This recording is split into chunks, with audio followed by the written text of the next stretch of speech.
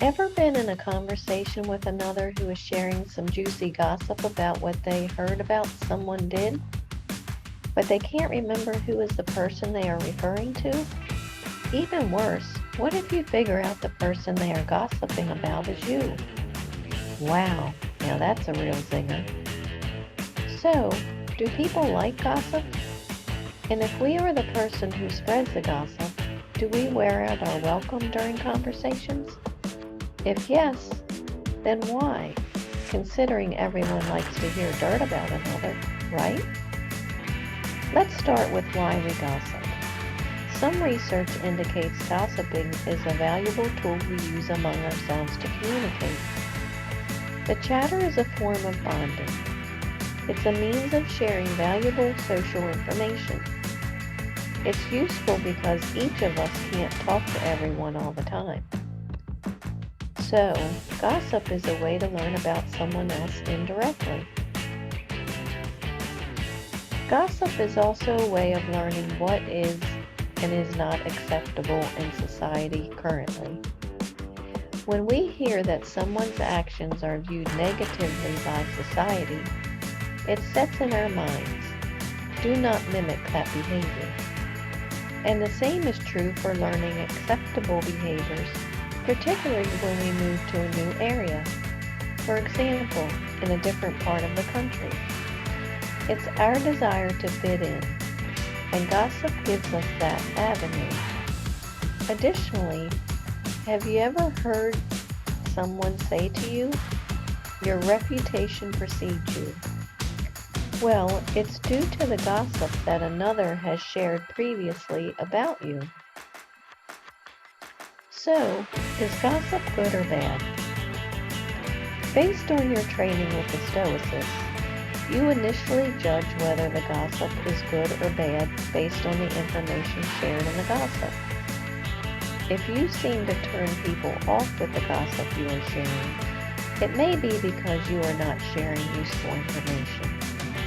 For example, you know that your speaking negatively about someone's looks is bad gossip. Why? The information is not useful for improving society or helping another. Instead, your action is downright mean, as the old folk would say, and may even reach the point of being considered malicious. Furthermore, the recipient may fear you'll spread hurtful information about them in the near future as well. Second, you know that your intent is key. Thus, you think about your intent before sharing the information.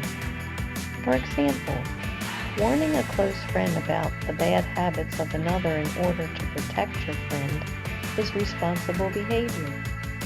However, if you're using the information so that you can get ahead, beat out another, or feel better about yourself when that's bad behavior. So, you remind yourself to keep the information useful. Also, before sharing, you think about what you're about to share and why you want to share that juicy tidbit. If it's to improve society or help another, you know you'll likely be viewed as a trusted gossiper that others look forward to hearing from again in the near future. Now, using my Stoic storytelling method, people are starting to ignore me when I talk about others. What should I do? It never ceases to amaze me. We all love ourselves more than other people, but care more about their opinion than our own. Marcus Aurelius. Let no corrupting talk come out of your mouth, but only such as is good for building up as fits the occasion, that it may give grace to those who hear. Apostle Paul. I will only share useful information when I speak about others. I realize that sharing negative information about another puts me in a class where others are afraid that I may speak negatively of them. I improve my ability to give meaningful information when communicating. Thank you for sharing your mind with me. For your continued success, hear my secret. To be a trusted gossiper, be that useful information monitor. Now relax, control your mind, and be as you wish to seem, empowered. Remember, it's the situation keeping my connection with Him. I'm Lori Stiff, the Stoicess, and I believe in you.